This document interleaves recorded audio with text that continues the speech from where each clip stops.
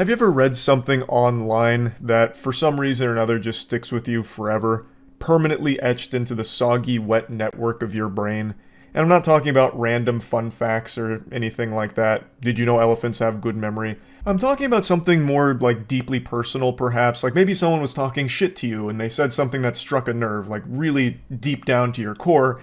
Then that comment gets, for some reason, tucked away into the deepest recesses of your mind forever, and just lives rent-free, and you'll marinate on it from time to time. I feel like that is a very human thing. I feel like the answer to my question, have you ever had this experience, is a resounding yes from everyone watching this video. If you right now are saying no, then I know for a fact you are lying, and lying is a sin, so I hope you enjoy burning in hell for that, you coward. For me, I recently had this experience, and I think it's an interesting topic to go over. It happened 4 months ago during just a completely ordinary Twitch stream. And I don't remember exactly what they said verbatim. I just remember the series of messages they sent and the conversation they were having at me. It wasn't like we were, having a back and forth discussion, and they weren't even shit talking. It wasn't malicious. It was mainly just inquisitive. But I saw each message they sent, and it really just kind of still is like a series of messages that stews up here in the old noodle that I think on from time to time. So it was 4 months ago. It was right after I had released our third episode of the Moist Wrestling League, Warhorse vs. Genie Maker. This took us a long time to put together. It was a massive production that we underwent to make this happen, and super happy with how it turned out. That night on stream, I was giddy as a schoolgirl who found out her crush liked her, because I was so happy that people were enjoying it. And then Ebenezer Scrooge came in the chat and said, "This absolutely flopped. Why do you put so much time and effort into something like this when it doesn't perform as well as something that takes a lot less time and effort, like, drama videos?" I'm paraphrasing a lot of the messages, but this is basically what their points were boiling down to. Fundamentally, they were saying, why would I bother putting effort and time into these big productions when they don't get as many views as things that I whip up in half an hour or 45 minutes covering silly topics or silly stories? They then kind of wrapped up their TED Talk by offering some sage wisdom that I should stop putting a lot of effort into these videos and instead just focus entirely on doing the low effort stuff because it performs significantly better in terms of views. And the statement at its core isn't wrong. Like, in the entire time I've been on YouTube, the videos I put the most time, the most effort, the most money behind are the ones that do perform the worst. And it's not even close. It is very much not an opinion, that is a fact. Like, even just yesterday, I posted a music video called What's Next. It's one of the singles from our EP that just dropped. I'll shamelessly plug that, link in the description. The gentlemen are back with boner jams out the wazoo, so 5 new tracks, each one's going to have a music video. I dropped the first one yesterday. And in total, Troy and I have spent about 10, 11-ish months on this EP, and a lot of time and resources into making it the best that it can possibly be. And if you compare that to other videos I've uploaded recently, the views on it are certainly lower than the other ones. So by the chatter's logic, it's stupid for me to continue to pursue music and music videos and putting money into those projects because they don't get views like something like this, where it's just me, shooting the shit with all of you guys in front of the camera for like half an hour, 45 minutes. And it's something that I disagree with down to my very fucking soul. Now, before I really dive into the meat and potatoes of this, I want to show you the catalyst for what made me even want to talk about this subject in the first place. I watched a clip from Cody Ko on Brittany Broski's Royal Court, and this very similar subject kind of came up, and I just want to play that for you real quick. What is your favorite and least favorite video you've ever put on Jeff Bezos' internet? Oh, that's a good one. I think one of my favorites is I did like an anime style video like a long time ago. I ran like a 15K. I did like inner monologues. Cool. That's how we like narrated it. Yeah. Yeah, but it was like the weirdest, most creative video I've ever done. Whoa. And I'm still very proud of that one. What's the view count sitting at? Like, probably a solid like 25,000. That's how it goes though. Oh, it ate shit. Yeah, bad. Yeah, Way people a bad don't like video. when you are creative and branch out. They don't People do not like that. No, when we have joy, forget it. Yeah, they're like, we want to see the same shit. Yeah. So Cody Ko explains that the video he's most proud of is one that gargled fat ass, unfortunately, and didn't get huge views. But I imagine if you asked him if he would take that back and instead make 10 more That's Cringe videos, his answer would be no. Even though the That's Cringe videos would fucking bank the cheeks off of the performance of his anime video, I feel like he probably wouldn't change it.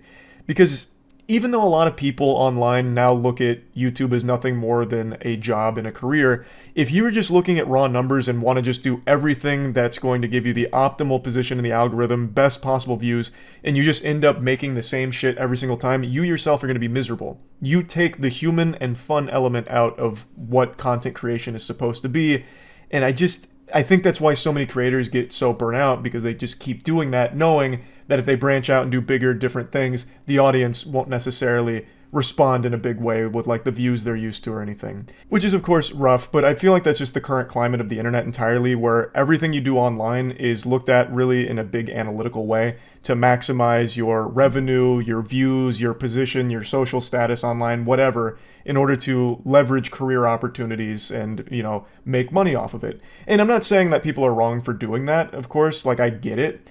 But that's just never been how I do things. So I would never stop doing something just because the views are lower than, a low effort video I could make instead. I would hate to do that. And I know that runs contrary to what a lot of people like to say about me online, but it is the truth. From the very beginning, I never wanted anything online to feel like a job, because that takes the joy of creating things out of it. And I still don't feel like what I do is a job. Everything I do is motivated entirely by the fun of creating things. Whether it's covering stupid drama online, or silly stupid stories, or playing a game, speed running, wrestling, all of it is just because it's something that I had fun doing, and I share it online. I would never even toy around with the notion of not doing something or stopping something because the views on it would be lower than a lower effort piece of content I could make instead. I always just want to make and do things that I have a lot of fun doing, and I'm lucky enough that there's people that enjoy watching them, and it's all thanks to all of you. You've put me in the luckiest position on the planet where I get to be able to do a lot of fun different things. And another thing, it's not like the views on the music video or the wrestling video are bad or anything. Everyone has this really perverted perception of what big views look like online. Those are fucking crazy numbers. And at the end of the day, as long as people are enjoying it, I'm fucking happy. It makes me happy to create things, and to see people that also share in the happiness of being able to watch it. It's an indescribable feeling. So I'll never understand. Well, I understand where they're coming from if you're looking at it from like a business perspective. Why put time, money, and effort into these big things when you can not put time, money, and effort into smaller things that are going to do better than the big thing? Like, I get it if you're boiling it down to like corpo shit, but I would just never even toy around with that idea, because it takes all of the fun out of creating the things that I want to make. Now let me really dive into the weeds here and get down to the nitty gritty.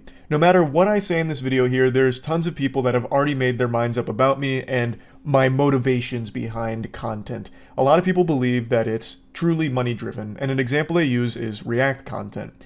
Now, for a couple of years, I did React content. I did full streams on Twitch called YouTube Nights, where I'd go over either other YouTubers' content or weird, wacky, random videos we'd find around, and I'd make jokes about them, and I'd occasionally post the edited VODs on my channel. And that content, React content, is the most lucrative, most low-effort content you can ever make. Period. Full stop.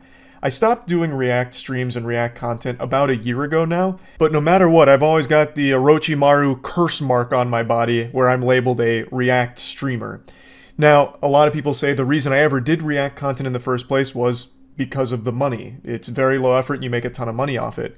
When that was never the case. As I explained back then, I only ever reacted to videos because it was fun to make jokes with the community about it and just kind of get silly with the content together. Kind of like a bunch of friends hanging out doing like their own little fucking Mystery Science Theater 3000 kind of shit with these wacky YouTube videos we'd go over.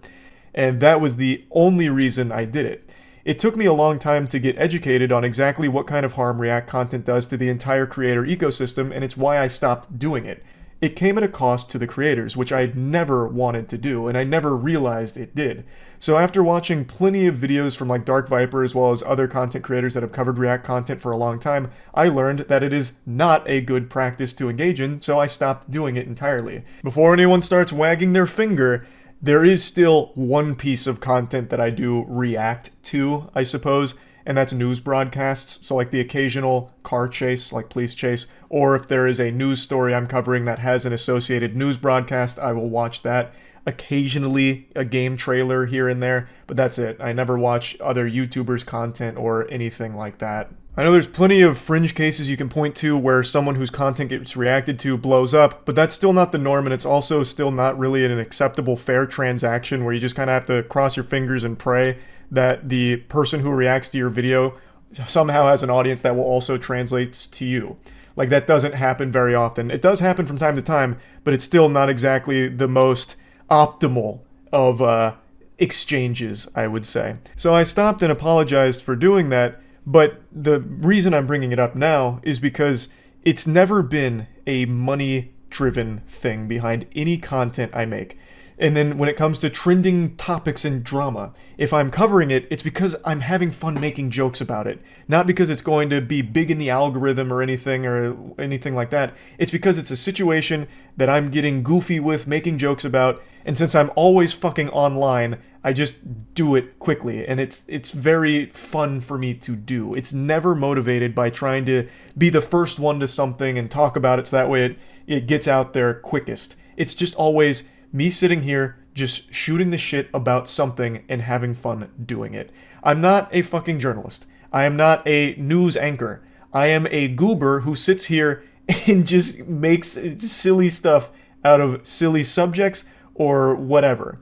And all of this ties in to these messages that individual sent me, because I really think they came from a place where he believed all I cared about was views and money. So if that's the case, why would I continue doing the Moist Wrestling League, which performs much worse than something simple like talking about drama? And it hurts me to know that anyone has that impression of me. If I'm making something, it's because it's coming from a place of genuine fun for me to make. I have just as much fun making shit now as I did when I started this channel, and I will just always keep doing whatever I have fun doing, regardless of how it might perform or what the views might look like relative to other things. That just doesn't matter as much to me as having fun. So I'm going to continue to put time, energy, money, effort into big, wild shit. And I'll keep making things like this too, because I have fun doing this, just talking to you guys and joking about some nonsense found in the rotted cesspool underbelly of the internet that we can all joke about and get silly with. All of it is just fun. So yeah, just wanted to talk about this a little bit. That's about it. So yeah.